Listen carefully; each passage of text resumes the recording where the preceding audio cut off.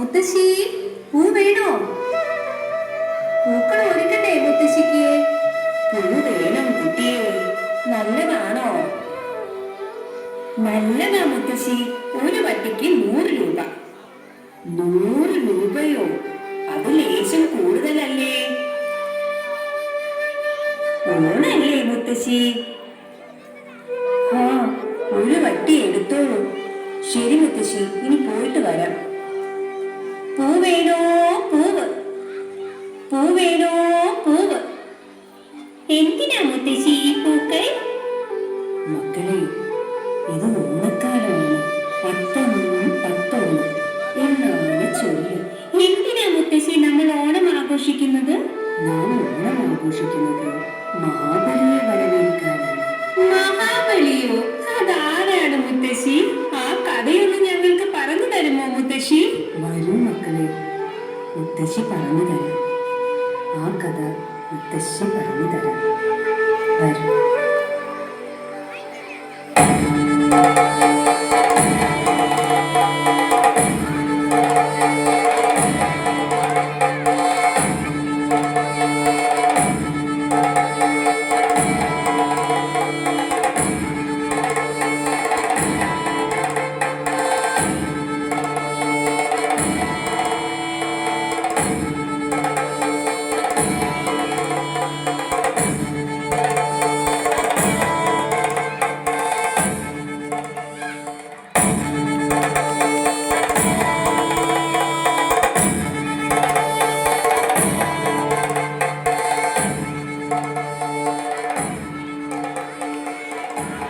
പണ്ട് നമ്മുടെ നാട് ഭരിച്ചിരുന്ന അസുര രാജാവായിരുന്നു മഹാബലി.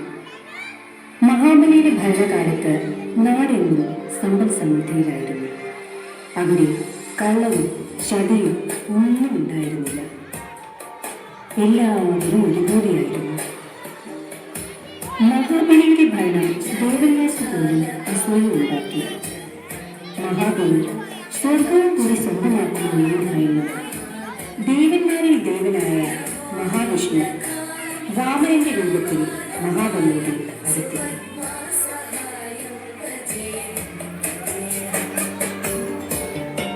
തനിക്ക് 3 അടി മണ്ണ് വേണമെന്ന് ആവശ്യപ്പെട്ടു. ദയാലുവായ മഹാബലി മണ്ണ് അളന്നെടുത്തുകൊള്ളുവാൻ അനുവാദം നൽകി. ഉടനെ വാമൻ ആകാശത്തോളം വളർന്നു സ്വർഗവും നരകവും എല്ലാം വളർന്നെടുത്തു. 3ാമത്തെ അടി വയ്ക്കാൻ സ്ഥലമില്ലെന്ന് അപേക്ഷിച്ച വാമനനോട് തന്റെ ശിരസിൽ 3ാമത്തെ അടി അളന്നെടുത്തുകൊള്ളുവാൻ ആവശ്യപ്പെട്ട മഹാബലിയുടെ ധർമ്മിഷ്ഠതയിൽ സന്തോഷവാനായ വാമനൻ അദ്ദേഹത്തിന്റെ ആഗ്രഹമായ ചിങ്ങമാസത്തിലെ തിരുവോണനാളിൽ തന്റെ പ്രജകളെ കാണുവാനുള്ള അനുവാദം നൽകിയ ശേഷം മഹാബലിയെ പാതാളത്തിലേക്ക് ചവിട്ടി താഴ്ത്തി. അങ്ങനെയാണ് നാം എല്ലാ വർഷവും തിരുവോണനാളിൽ മഹാബലി നമ്മെ കാണാൻ വരുമെന്ന വിശ്വാസത്തോടെ ഓണം ആഘോഷിക്കുന്നത്. നല്ല കഥ മുത്തശ്ശി. പിന്നെ എന്തൊക്കെയാണ് മുത്തശ്ശി ഓണത്തിന്റെ വിശേഷങ്ങൾ? ഇനിയും ധാരാളം വിശേഷങ്ങളുണ്ട്. മുത്തശ്ശിയെല്ലാം പറഞ്ഞു തരാം. വരൂ മക്കളെ. ഓണത്തിന് രാവിലെ എഴുന്നേറ്റ് കുളിച്ച് പുത്തനുടുപ്പിട്ട് പൂക്കളൊക്കെ പറിച്ച് മുറ്റത്ത് പൂക്കളിടുന്നു, ഊഞ്ഞാലാടുന്നു, തിരുവാതിര കളിക്കുന്നു. എന്ത് രസാന്നോ! ഇതെല്ലാം കഴിഞ്ഞിട്ടാണെങ്കിലും ഓലനും അച്ചാറും കിച്ചടിയും കാളനും പ്രഥമനും എല്ലാം കൂട്ടിയുള്ള വിഭവസമൃദ്ധമായ സദ്യ. ഹായ്, എനിക്ക് എല്ലാം കാണണം മുത്തശ്ശി. ആ മക്കളെ, എല്ലാം മുത്തശ്ശി കാണിച്ചു തരാം. ദാ കണ്ടോളൂ.